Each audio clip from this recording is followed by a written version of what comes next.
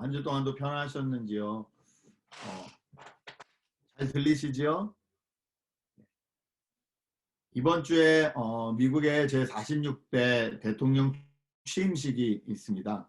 지금까지 제가 알아온 미국은 과정이 어떠했던지 간에 이 취임식에는 다시 온 나라가 하나가 되고 서로를 인정하고 받아들여주는 것이 이 상징이기도 했는데 이번은 좀 그렇지 않아서 너무 안타까움이 많습니다. 군인이 배치되어야 될 정도로 긴장감이 돌고 있고 또 총기 구입이 폭증할 정도로 많이 늘었다고 합니다. 그만큼 두려워하는 사람들이 많은 것 같습니다. 미국을 유나이티드 아메리카라고 부르는데 지금은 유나이티드가 아닌 것 같습니다. 세퍼레이티드 같습니다. 서로 다르다고 생각하지 못하고 서로를 향해서 틀렸다고만 손가락질하고 있는 모습인 것 같습니다. 여러분, 나라도 가정도 교회도 사회도 분열이 될 때 치러야 할 대가는 생각보다 아주 심각합니다. 그리고 그 대가는 그 당사자들이 치르기보다는 그 후손들이, 그 다음 세대들이 치르는 경우가 더 많습니다. 이런 분열된 사회에서 어떻게 하면 우리는 그리스도인답게 살아갈 수 있을까? 하나님의 자녀답게 살아갈 수 있을까? 화해의 방법은 무엇일까? 오늘 바울을 통해서 다시 한번 살펴보려고 합니다. 바울이 개척한 고린도 교회에도 문제가 많았습니다. 지난주 말씀드린 대로 체면 문화가 있다고 했죠. Honor and shame value. 그래서 분쟁과 분열의 중심에 있었습니다. 너 누구 파냐? 너 누구에게 세례 받았냐? 너 학벌이 어디냐? 너 출신이 어디냐? 이런 걸로 따지는 것들이 교회 안에도 들어와서 나는 아볼로파다, 나는 바울파다, 나는 베드로파다 이런 분쟁과 분파가 있었습니다. 그 문제 해결을 위해서 바울은 디모데에게 편지를 써서 보냈죠. 그것을 저희가 고린도 전서라고 부릅니다. 우리 한번 지도를 한번 보실까요? 바울이 고린도 전서를 쓴 것은 에베소입니다. 에베소에서 써서 고린도로 보냈습니다. 디모데 편에 보냈죠. 그리고 이제 에베소에서 활동을 하고 있는데 그 고린도에서 소문이 하나 들립니다. 뭐냐면 바울이 가짜다라는 소문이 도는 거예요. 바울이 가짜라고 말하는 거야 뭐 참을 수 있는데 문제는 바울이 가짜다라는 말은 무슨 말이냐면 바울이 전한 복음도 가짜다 이렇게 되는 거예요. 그 말에 화가 난 바울이 바로 달려갑니다. 바로 달려가서 고린도 교인을 향해서 호되게 꾸중을 했던 것 같습니다. 그리고 꾸중을 한 다음에 정신 똑바로 차리고 정말 믿음 안에 서서 이건 이단 문제로 갈 수 있으니까 믿음 안에 서서 바로 살아라. 경고를 하고 내가 다시 돌아올 건데 그때까지 더 이상 이런 문제가 들리지 않도록 해라 라고 하고 에베소로 돌아왔던 것 같습니다. 그리고 내가 다시 돌아오겠다고 약속을 했는데 바울이 생각컨대 자기가 다시 돌아가는 것이 별로 도움이 될 것 같지 않습니다. 그래서 하나님 앞에 기도하면서 간절한 마음으로 편지를 다시 한번 써서 이번에는 디도라고 하는 제자의 손에 들려서 보냅니다. 그것을 저희는 눈물로 쓴 편지라고 합니다. 두 번째 스크린이고요. 눈물로 쓴 편지라는 건데요. 이것도 역시 에베소에서 써서 보냈습니다. 그런데 이것은 고린도 후서가 아닙니다. 저희가 고린도 전서와 고린도 후서, 고린도의 편지가 두 개만 있는 줄 알지만 실은 세 통입니다. 세 통인 걸 어떻게 알 수 있냐면요. 고린도 후서 12장에 가면 이 이야기가 나와요. 그래서 고린도 후서를 읽을 때 이 눈물로 쓴 편지가 있었고 이런 배경이 있었다는 걸 알지 못하고 성경을 읽으면요. 잘 이해가 안 될 때가 있습니다. 이게 도대체 왜 이런 맥락이 튀어나오지? 이럴 수 있거든요. 눈물로 쓴 편지를 디도 손에 보내고 있는데 에베소에서 폭동이 일어났고요. 그 에베소에서 폭동을 피해서 바울은 저 위로 올라가게 됩니다. 세 번째 스크린입니다. 저 위쪽으로 올라가는데 세 번째, 거기가 빌립보였고요. 저 지역을 마게도냐라고 했죠. 마게도냐 지역에 빌립보에 가서 이제 다시 기다리고 있는데 고린도 교회에 대한 걱정이 많죠. 그때 디도가 이 빌립보에 찾아와서 고린도 교회 소식을 전합니다. 네 번째고요. 네 번째 스크린 보면 고린도 이 후서 이 디도에게 소문을 듣고요. 그 다음에 쓴 편지가 고린도 후서인 거예요. 그래서 이제 고린도 후서를 보내게 됩니다. 이런 배경에 고린도 후서가 쓰여졌다는 것을 여러분이 아시면 좋겠고, 이거에 대해서 사도행전 20장 1절 2절은요. 이렇게 표현을 합니다. 사도행전 20장 1절 2절, 소동이 그친 뒤에, 이 소동은 에베소서에서 일어난 소동을 말하고요. 바울은 제자들을 불러오게 해서 그들을 격려한 뒤에 작별 인사하고 마게도냐로 떠났다. 이 마게도냐 빌립보죠. 빌립보 지역으로 간 거죠. 바울은 그곳에 여러 지방을 거쳐가면서 여러 가지 말로 제자들을 격려하고, 여기서 말하는 여러 지방을 거쳐가면서 여러 가지 말로, 그 지도를, 세 번째 지도를 한 번만 더 보여주시겠습니까? 예, 에베소를 떠나서 저런 이 지역들을 들려서 하나님의 말씀으로 권고하고 빌립보까지 올라갔다는 말을 사도행전 20장에는 여러 지방을 거쳐가면서 여러 가지 말로 제자를 격려하고 라고 표현을 하고 있습니다. 그리고 20장 1절 2절인데요. 20장 1절 2절 맨 마지막에 뭐라고 하냐면 그리스에 이르렀다라고 하잖아요. 지도를 한 번 더 보여주시죠. 그리스가 어디냐면 저 고린도가 있는 지역이거든요. 그러니까 사도행전 20장 1절하고 2절 사이에서 이야기하고 있는 거에서 벌써 이미 고린도 후서를 다 쓰고, 그 다음에 나중에 고린도까지 내려가는 이야기까지 사도행전 1절 2절 사이에서 다 해결이 된다는 거죠. 저희는 지금 사도행전하고 이 서신서들을 이렇게 끼어서 읽어보고 있습니다. 자, 그러면 오늘 이 바울이 쓴 고린도 후서, 세 번째 편지인 이 고린도 후서에서는 어떤 내용을 밝히고 있는 건가요? 이 분열된 세상에서 우리가 화목하려면 어떻게 해야 될까요? 9절부터 나오고 있는데요. 먼저 10절에서 11절까지를 보면 이런 말씀이 있습니다. 오늘 본문 10절에서 11절 제가 다시 읽어드립니다. 우리는 모두 그리스도의 심판대 앞에 나타나야 합니다. 그리하여 각 사람은 선한 일이든지 악한 일이든지 몸으로 행한 모든 일에 따라 마땅한 보응을 받아야 합니다. 그러므로 우리는 주님이 두려우신 분이심을 알기에 사람들을 설득하려고 합니다. 우리는 이미 하나님 앞에서 환히 드러났습니다. 여러분의 양심에도 우리가 환히 드러나기를 바랍니다. 바울이 우리에게 말해주는 화해할 수 있는 방법, 화목할 수 있는 방법은요, 하나님이 어떤 분이신지를 알아야 된다는 거예요. 첫 번째, 하나님이 어떤 분이신지를 알면 우리는 화해하고 화목할 수 있다는 겁니다. 여기서 말씀하시는 하나님은 어떤 분이십니까? 우리를 심판하시는 분이시라는 거예요. 각 사람은 선한 일을 했던 악한 일을 했던 하나님 앞에서 심판을 받는다는 거예요. 우리는 주님이 두려움 부심을 안다. 이 두려움이라는 것은요, 무서워한다는 뜻이 아니라 경외한다는 뜻이에요.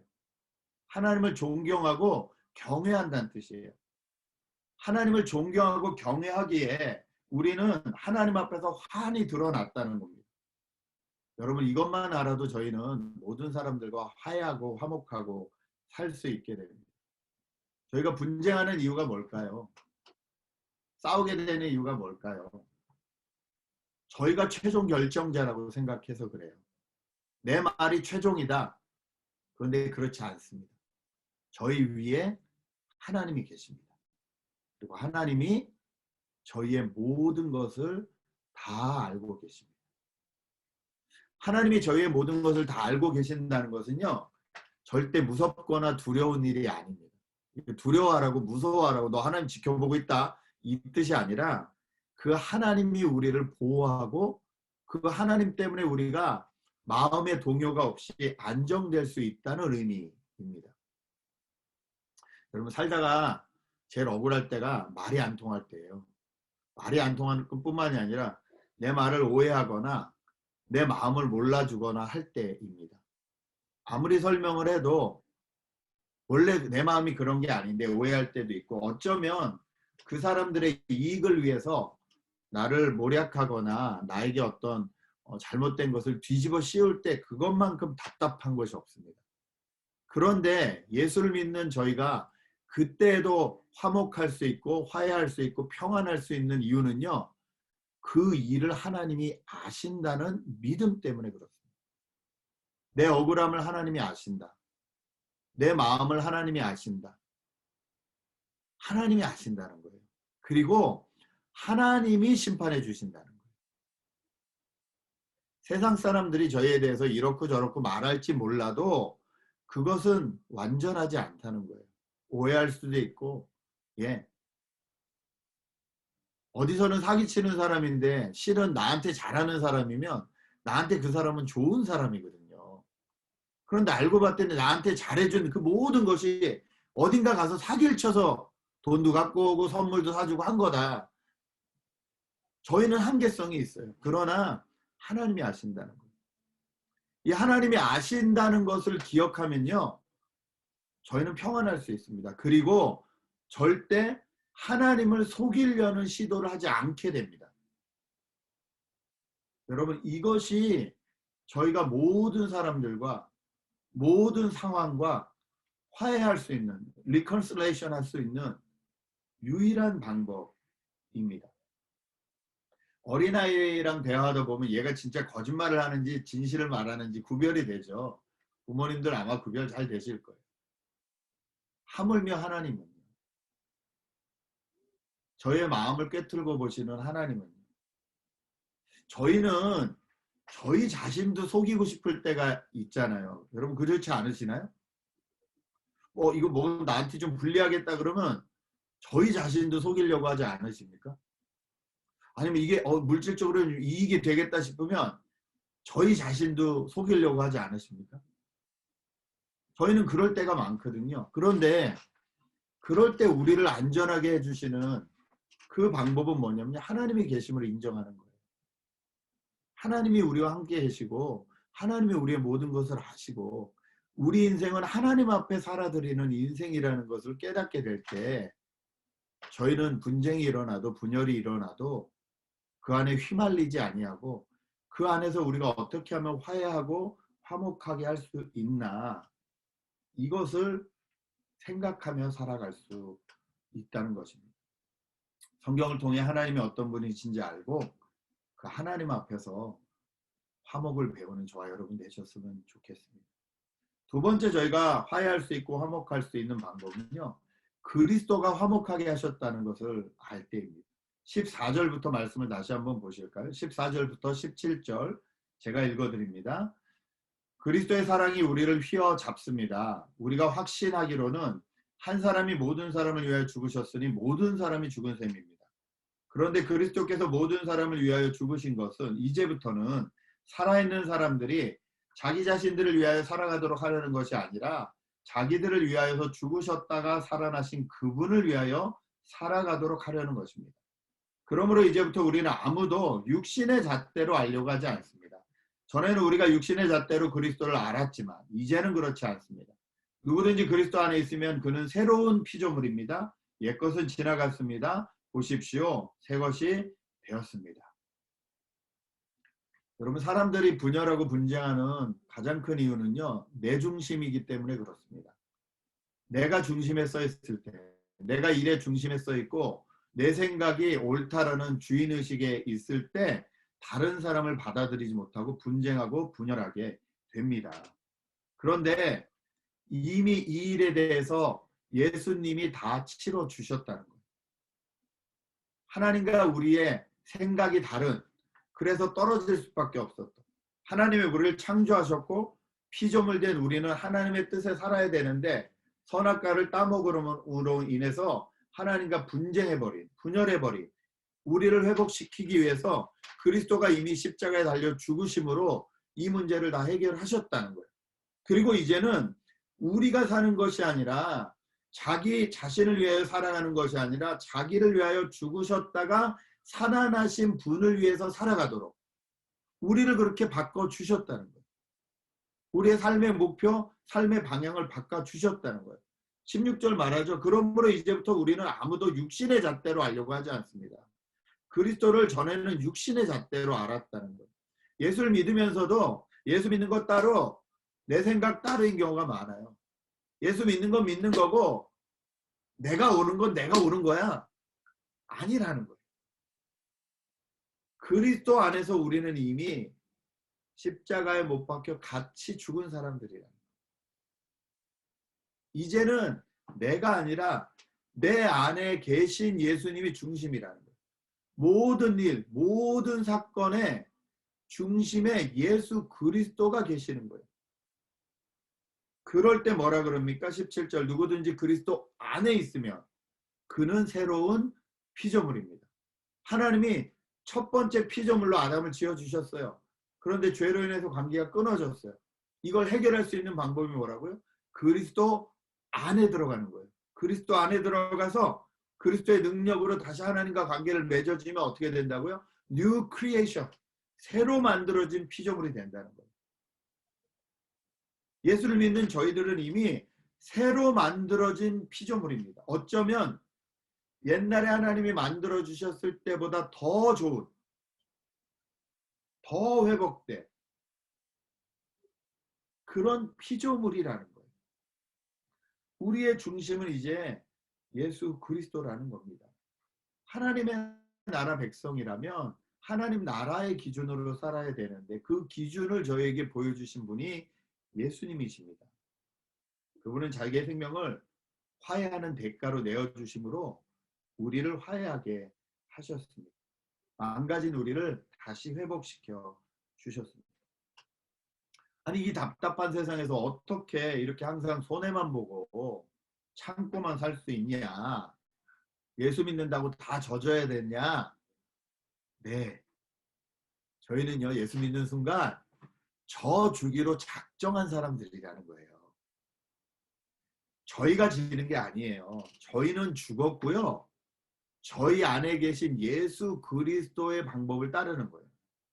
분쟁이 일어나는 순간, 분열이 일어나는 순간 그것이 가정이 되었던 교회가 되었던 사회가 되었던 그때에 과연 이때 내 안에 계신 예수님은 어떻게 하실까? 이걸 생각하는 사람들이 되었다는 거예요. 예수님이라면 어떻게 하실까요? 그 대답은 저희가 너무 잘 알죠. 아니 그러면 속 터져서 어떻게 삽니까? 저는 너무너무 당하는 게 억울해서 어떻게 삽니까? 아까 말씀드렸잖아요. 저의 모든 것 위에 누가 계시다고요? 우리의 모든 것을 아시는 하나님이 계시다. 그 하나님이 계시기 때문에 괜찮은 거예요. 스트레스 받고 꾹꾹 참고 아직까지 그 화병 날 쪽 이게 되면 아직까지 내가 살아있는 거예요. 내 안에 내가 가득한 거예요. 내 속에 내가 너무너무 많은 거예요. 그게 아니라 이제 그런 모든 주도권을 내 안에 계신 예수님께 다 넘겨드렸다는 거예요. 나는 죽고 예수로 사는 사람. 내 안에 계신 예수님이 사시도록. 그렇게 되면요. 이제는 틀리다가 아니라 다르다를 인정하게 됩니다. 저 사람 틀렸어. 그 기준은 나거든요. 내 기준으로 보면 틀렸어잖아요. 그렇죠? 그런데 그게 아니라 이제 아, 저 사람 나랑 다르구나. 일 처리하는 방법이 다르구나. 생각하는 방법이 다르구나. 네. 치약을 맨 뒤에서부터 짜든 가운데부터 짜든 괜찮아요. 다 짜서 쓰기만 하면 돼요. 모르면 가운데 꾹 눌려있으면 내가 또 밑에서부터 돌돌돌돌 말아주면 돼요. 요즘 뭐 좋은 거 많아요. 이렇게 아예 돌돌돌로 말아서 예, 가운데 못 짜게 하는 것도 많아요. 아 다르구나.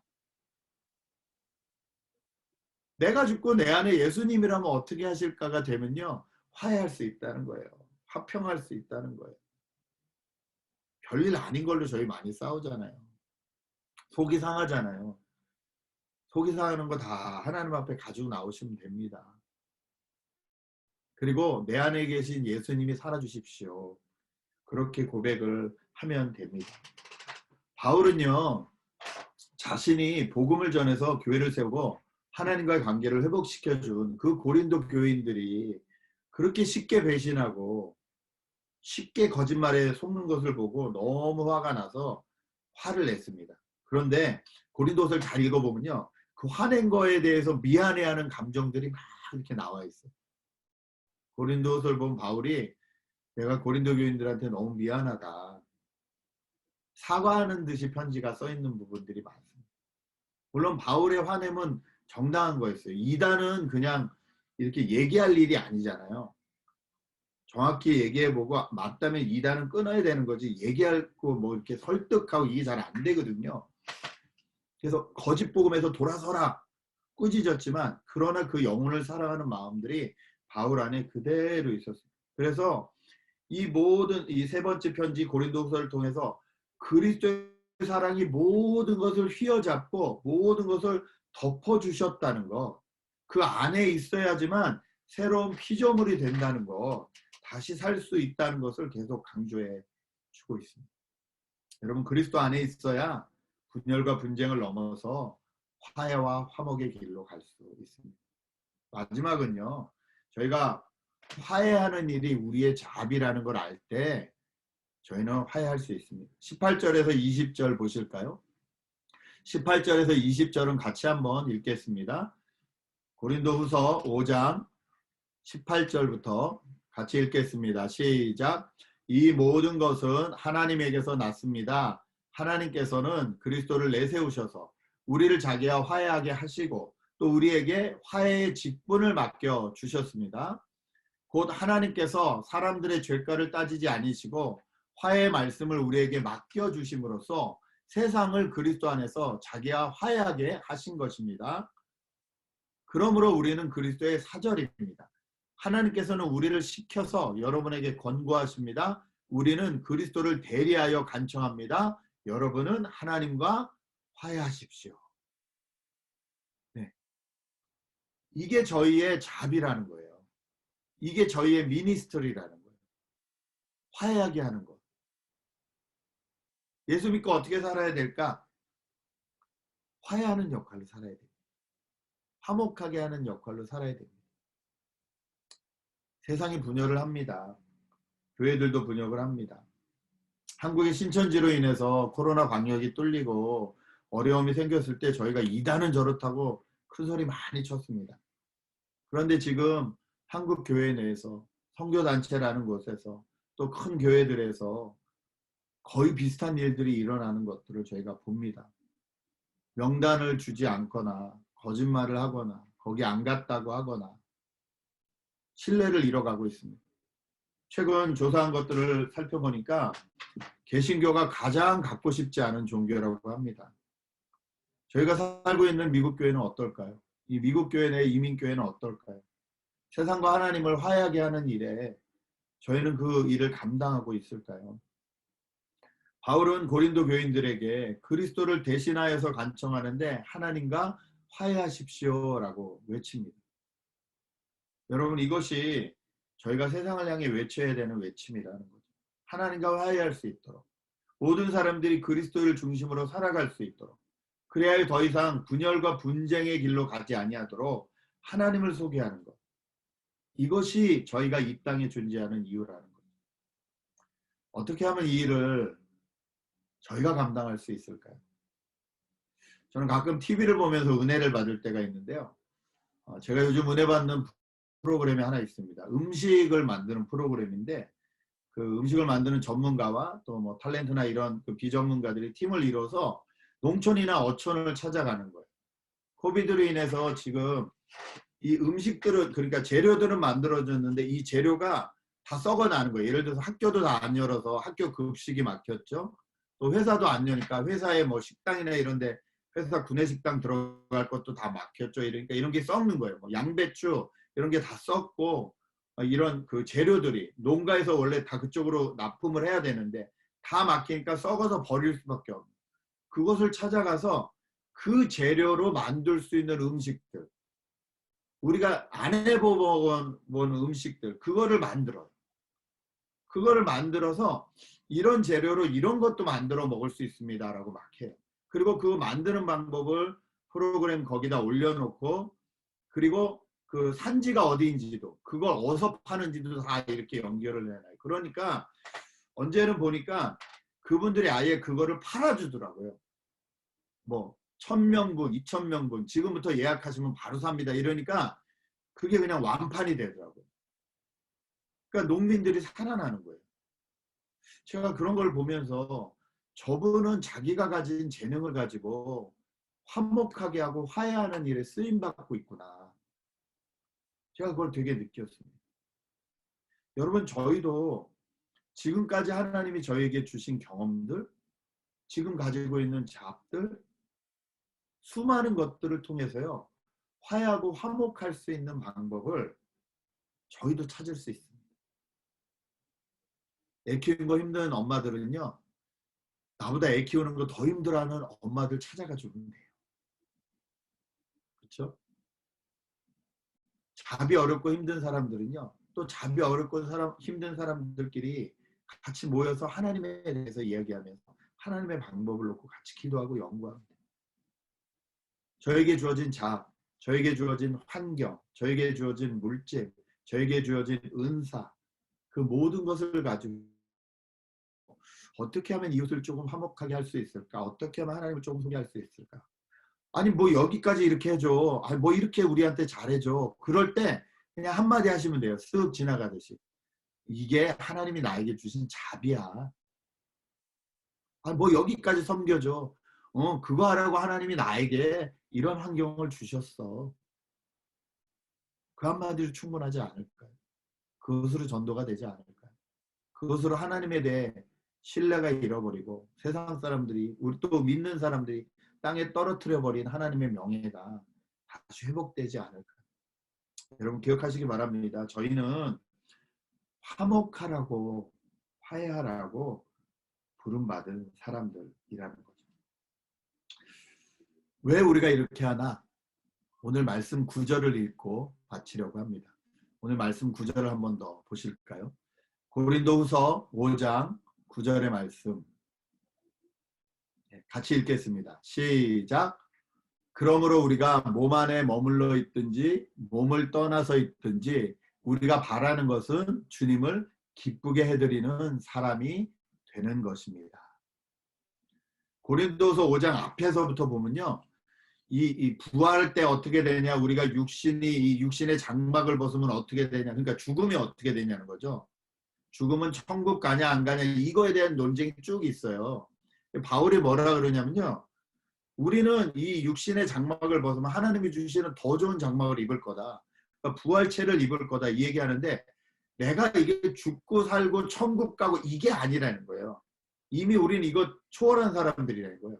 여기 살든지 천국 가든지 우리의 목적은 하나라는 거예요. 뭐라고요? 하나님을 기쁘시게 해드리는 거예요. 저 여러분의 목적이, 삶의 목적이 어떻게 하면 하나님을 기쁘시게 해드릴까? 어떻게 하면 하나님을 기쁘시게 해드릴까? 그것 때문에 화목하시고 화해하시고 섬기시는, 그래서 이 땅에 빛과 소금의 역할을 넉넉히 감당하시는 그런 귀한 한 주 되시기를 주님의 이름으로 축복합니다. 이 시간에 저희가 잠깐 분반해서요. 한 15분만 나눌 건데요. 한 분이 3분 이상 넘기지 마시고 한 4명, 5명 될 텐데요. 한 가지만 나눠 주시기 바랍니다. 제일 화목하기 힘들 때가 언젠가. 그거 한 번만 나눠주시고 다시 모여서 저희가 마지막 찬양 부르고 예배 마치려고 합니다. 잠깐 분반하셔서 같이 기도 제목 나누겠습니다. 분반하시겠습니다.